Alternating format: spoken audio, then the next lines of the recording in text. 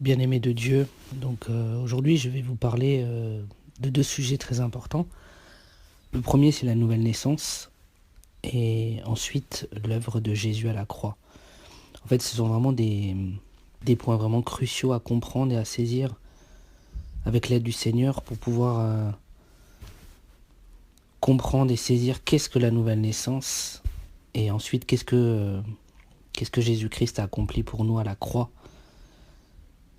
Le Seigneur a vraiment accompli des choses merveilleuses et qu'il est vraiment important de prendre et de saisir.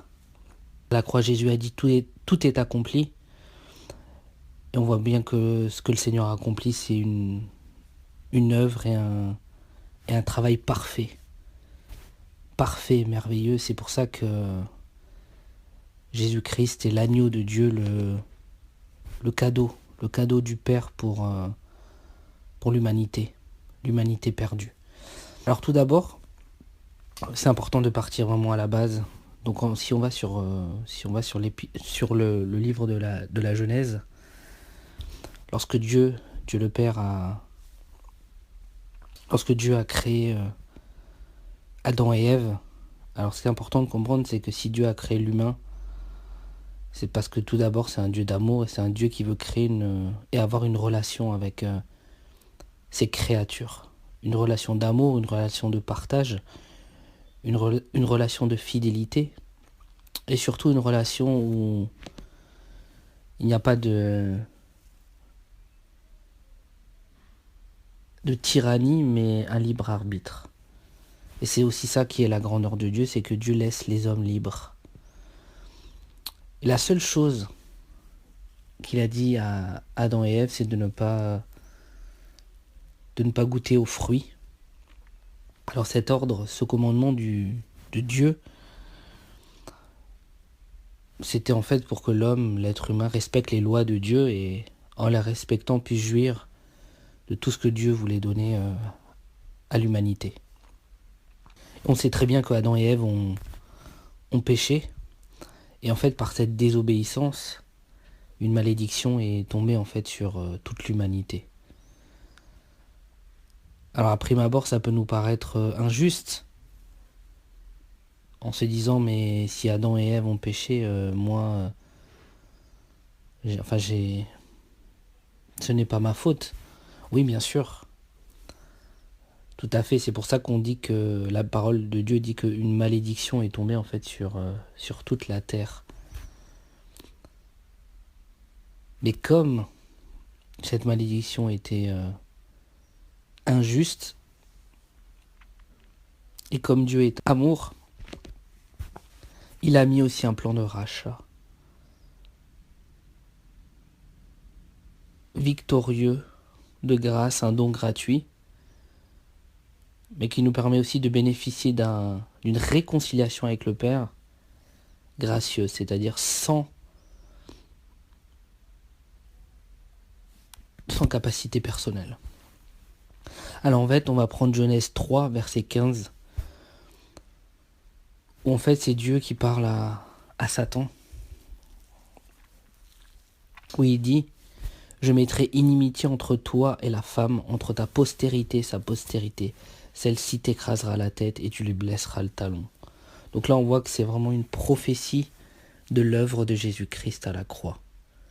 Je mettrai inimitié, c'est-à-dire qu'il y a vraiment un combat, une scissure, une guerre entre toi, c'est-à-dire le diable, et la femme.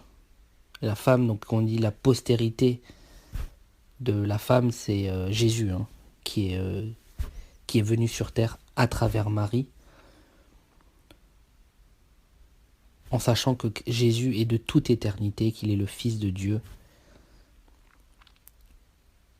et que Marie, en fait, a été une mère porteuse, mais Jésus n'a rien reçu de Marie. Sinon, il n'aurait pas pu avoir un corps parfait et sans péché. Et il est dit, celle-ci t'écrasera la tête et tu lui blesseras le talon. Donc on voit qu'à ce moment-là, Dieu parle déjà de la victoire de Jésus-Christ sur l'ennemi et toutes ses œuvres. et tu lui blesseras le talon dans le sens où Christ a été blessé, meurtri à la croix. Ce qui est important de comprendre, ce que nous dit l'Épître aux Romains, c'est qu'à cause de cette désobéissance d'Adam et Ève, tous les hommes naissent dans le péché. En effet, on n'apprend pas à un enfant, on n'apprend pas à un bébé à pécher. Naturellement, on va voir qu'il va avoir tendance à mentir, voler, dissimuler. Donc on voit qu'il y a vraiment en fait dans la nature humaine le péché.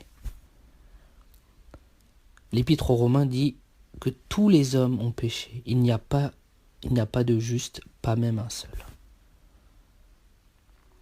Dieu est saint et il ne peut pas voir le péché. Mais Dieu est amour. Il veut donner en fait un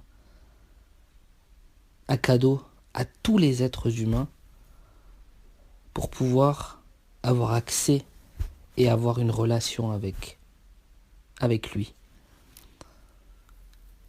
Si on prend les choses humainement parlant, un papa et une maman, lorsqu'ils ont des enfants, les seules choses qu'ils désirent, c'est de pouvoir communiquer avec leurs enfants. C'est de les voir grandir, c'est de les voir prendre de la maturité. Mais ces choses-là, en fait, représentent simplement les choses qu'il y a dans le cœur du Père, qui veut que ces créatures se tournent vers lui, manifestent de l'amour, créent une relation, grandissent avec lui. L'Épître aux Hébreux nous dit que sans effusion de sang, il n'y a point de pardon. Donc le seul moyen possible aux yeux de Dieu pour racheter le péché, c'était l'effusion de sang. Alors c'est important de comprendre pourquoi l'effusion de sang. Comme la parole de Dieu nous dit que dans le sang, il y a la vie. En effet, si on vide un être humain de son sang, il ne peut plus vivre. Si on lui coupe un membre, il a toujours la possibilité de continuer à vivre. Mais si on le vide de son sang, il meurt. Donc on voit bien que dans le sang, il y a la vie.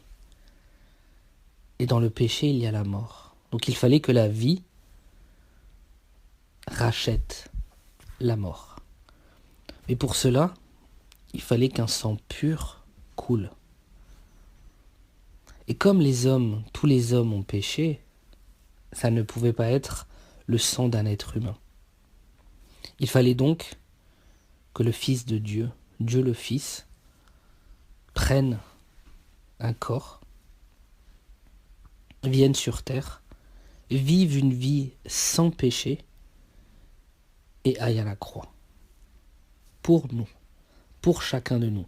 Jésus-Christ à la croix a porté les péchés de tous les hommes, du premier Adam au dernier. Donc on voit que dans la pensée de Dieu, c'est une pensée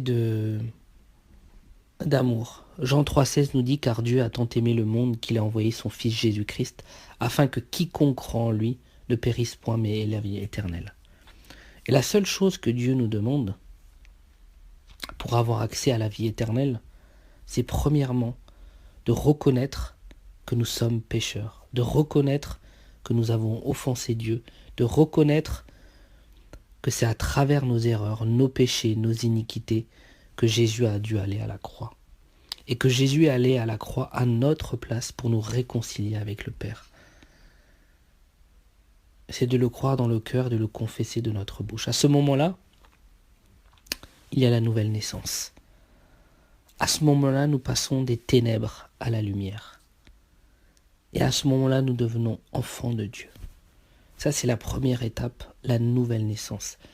Et à ce moment-là, notre esprit qui était mort devient vivant. 2 Corinthiens nous dit « Voici toutes choses sont devenues nouvelles au niveau de notre esprit, par la nouvelle naissance. » Et le Saint-Esprit vient habiter en nous, dans notre esprit. Ça, c'est l'étape de la nouvelle naissance. Ensuite, Dieu nous demande de persévérer jusqu'à la fin. Il nous demande de prendre tout ce que le Seigneur nous a acquis pour que cette perfection, cette nouvelle naissance acquise dans notre esprit puisse se manifester ensuite dans notre âme et dans notre corps. Et la parole de Dieu sert à cela, parce que la parole de Dieu, c'est une eau, et une eau sert à laver. Une eau sert à abreuver. Et ce que le Seigneur nous demande, c'est que on passe d'un état de bébé à un état ensuite de petits-enfants, adolescents, adultes, hommes, fées et vieillards, pour pouvoir arriver en fait à la stature parfaite de Christ. Que tout notre être, esprit, âme et corps soit conservé irréprochable lors de l'avènement de notre Seigneur Jésus-Christ. Donc ça, la première étape, c'est la nouvelle naissance. Ensuite, j'ai à cœur de vous partager tout ce que le Seigneur a accompli pour nous à la croix. Donc si on prend Ésaïe 53:5, Ésaïe 53:5 nous dit bien que Jésus-Christ a porté nos péchés, tous nos péchés, passés, présents et futurs. C'est pour ça qu'à la croix, en fait, Jésus-Christ a souffert. Ce n'était pas vraiment le supplice et les souffrances de la croix. Bien sûr, il y avait ça. Mais c'est surtout qu'il a dû porter, en fait, la conséquence de nos péchés. Lui qui est saint, lui qui est pur, il a dû porter dans son corps la conséquence de nos péchés. C'est une chose terrible pour quelqu'un qui est la sainteté manifestée. Mais le Seigneur n'a pas accompli que cela pour nous.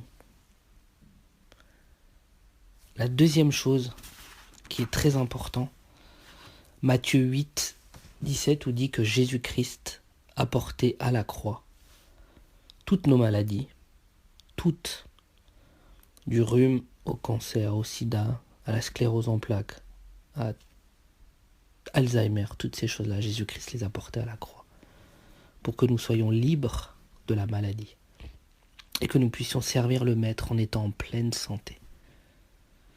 Ensuite, Jésus-Christ a porté nos souffrances. Le Seigneur nous dit dans sa parole, « Je vous donne ma paix. »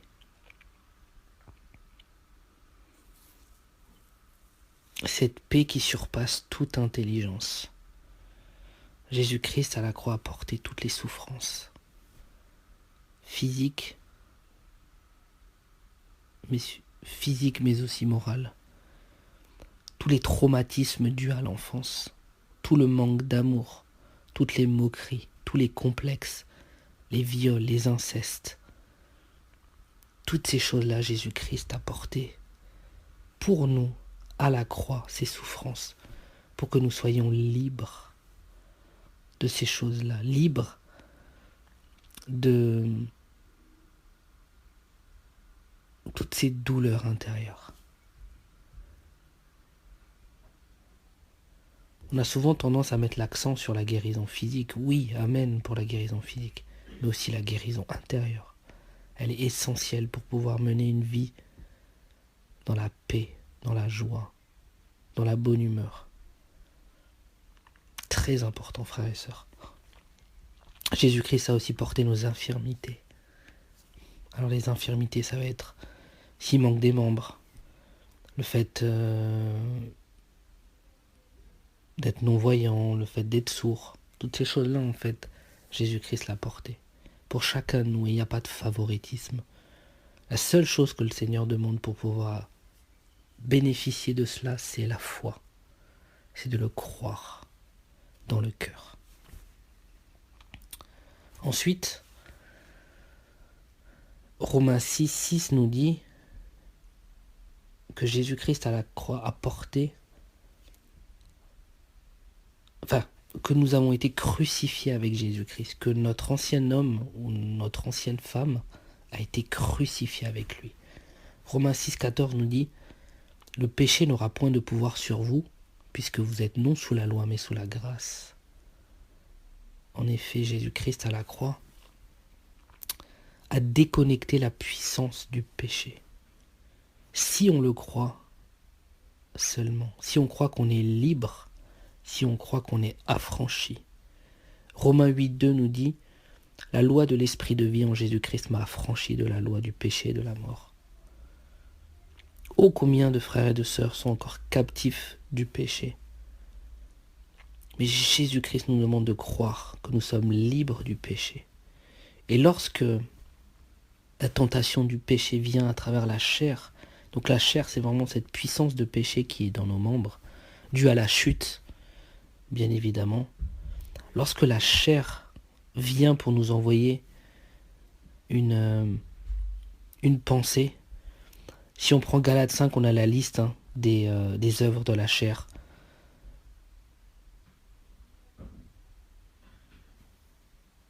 Donc les œuvres de la chair, c'est